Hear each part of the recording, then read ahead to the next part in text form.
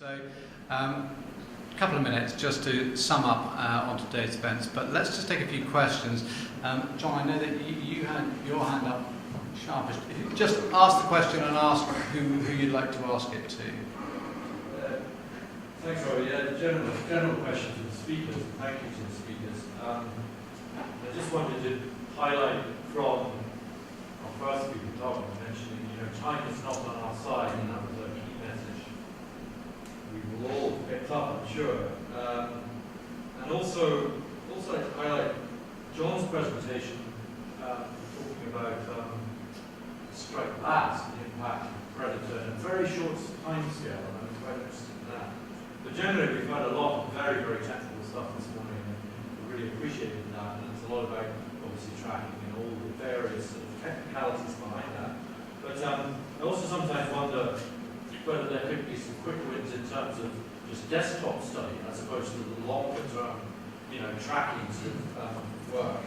And Ken mentioned, for example, Jens Christian Holst, who great pleasure to meet him recently, and as Ken's pointed out, one of the world's experts on the area that we're interested in up here. And he is, I'm no expert, but he certainly told me that there's abundant empiric data that points towards the fact that pelagic fish, particularly mackerel, have expanded exponentially over the whole range of the Northeast Atlantic. This is just in the last few years. Now, it's been suggested that due to underfishing of them and overgrazing by the mackerel, the salmon share the same area, the same surface layers as the pelagic fish. The salmon literally being eaten out of post and home. Now, he suggested, as have others, that this is perhaps why we are seeing the decline in the first winter at sea. But if the smolt can survive long enough to then predate on those pelagic fish, which is also why we're seeing, certainly in Scotland, where I come from, we're seeing the preponderance of these very large multi-skimmed fish, and it's confusing a lot of people. I just wonder what the speakers' views are on that. I appreciate we're not drilling down into single issues here, but it seems to me that this is perhaps an issue that could be done with a desktop study in a fairly short time scale to actually address this narrative that's beginning to appear for salmon, and potentially that it's on a very, very large scale. Okay. I just wondered the views on that. Okay, I think that was the longest question I've ever had. I think it was a question. I think I'm going to try and summarise it. John, how long did it take to get the striped bass stuff up and running? Yeah, so just a really quick overall view. Just really quickly with the striped bass. The story is the striped bass, there's a huge commercial fishery for striped bass, and the population literally crashed in the early 2000s, and protective measures were put in place then, protected species, so no fishing was allowed, and they've gradually started to bring some of that back. So that's pretty well what it is. And the unique situation we're dealing with is within the Miramichi system. First off, the Gulf of St. Lawrence, stocks throughout the entire Gulf of St. Lawrence all go into the Miramichi River to spawn, which is very unique. These spawning populations go in usually late September, early October, and they stay in the Miramichi Bay estuary and along the river until the following June, and spawning takes place May, June. So they're there when the smolts are going out. So basically what's happened here, on one side it's a really good news story from Department of Fisheries and Oceans. They've actually helped recover through management measures to go from almost nothing to really high numbers all at once. But in the meantime, we've shown through our tracking that it is having some form of an impact on Atlantic salmon smolts. So we aren't saying striped bass are the ones that have brought the numbers down completely, but they are part of the story. Thank you, John. Your point, John, on mackerel is noted. I think there's a correlation between the two, and certainly we'll have a little look at that. Okay, any other questions? Matt? This is for John and Earl a little bit. Kind of broad scale thinking is, do we maybe actually need to think about the populations that we have now as normal populations, and that we have to manage these at this level? And if a lot of mortality is happening at sea, there's reasonable little we can do about it if it is bald eagles that take on the salmon. We're not going to go and kill the bald eagles. Or are we actually going through a lull in the population where, as Jerome mentioned, mentioned the salmon are very adaptable. They evolve relatively quickly, and that we're going through a period of change within the salmon population, and that they will soon be able to adapt to the oceans, and that they'll bounce back.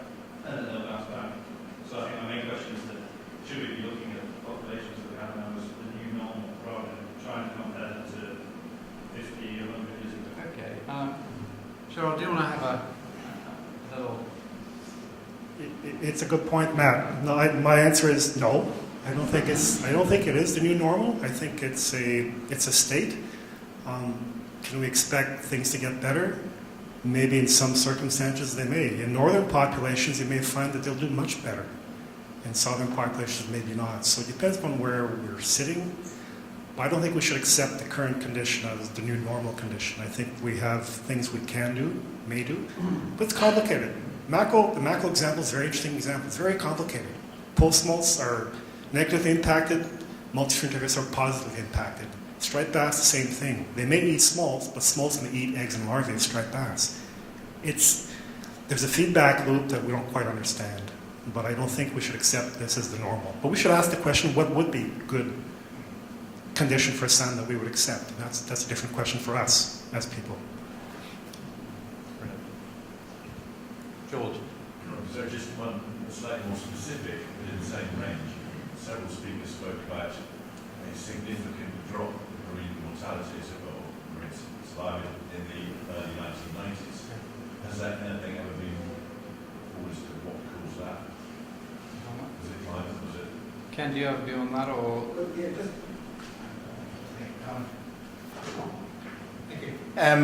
The point that was made by Gerald in terms of that shift in 1989 and 1990, a good few years ago now, probably about 15 years ago, we had a big meeting in Vancouver, both from the Pacific and the Atlantic side, and consistently those 2 years came up as times when things changed. Now it's a very crude answer, but in essence, the regime shift very often with climate, what you get is very, very slow build-up and then a very quick change over a very short period of years and then a kind of stabilisation again. So I think you're into a situation where, because conditions changed so radically at that time, I think then you had this very complex series of interacting events that probably took hold.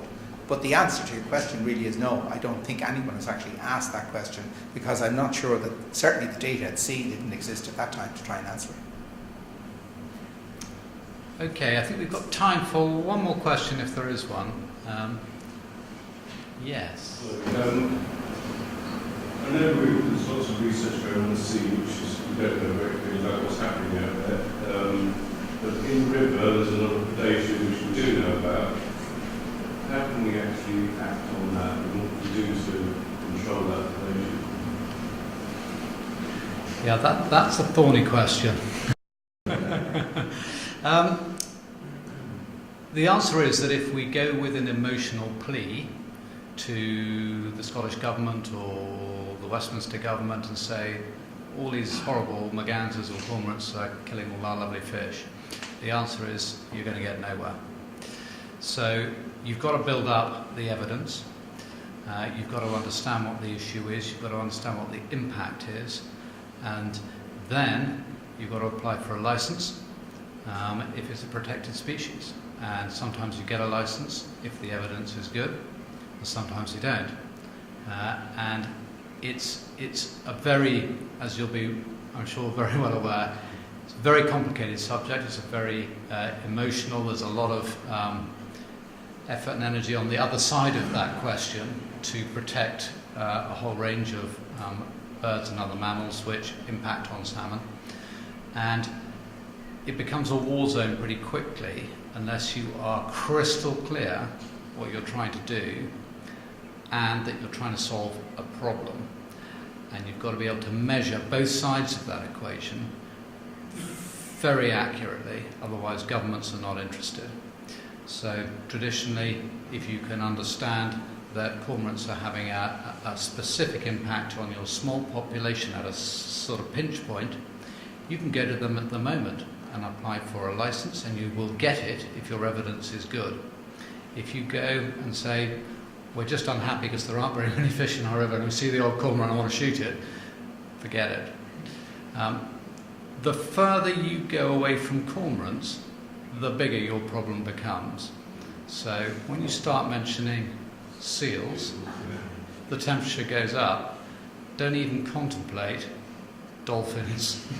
It just isn't going to happen. So complex area, and you know, look, we aim to provide the evidence, and it's up to the managers on site to actually apply for the license. That's not our role.